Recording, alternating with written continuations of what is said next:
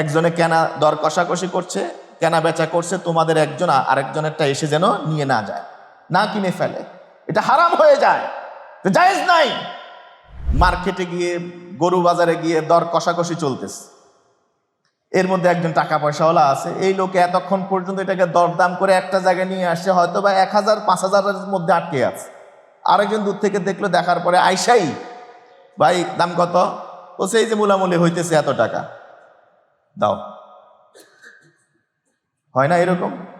মাছ বাজারে গেলেও এমনটাই হয়।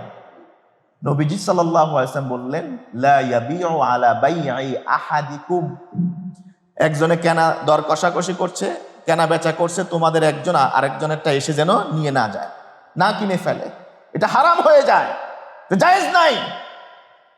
একজনে একটা জিনিস এতক্ষণ পর্যন্ত হয়তো বা তার এই 1000 টাকা শর্ট, এটা আল্লাহ দেখছেন।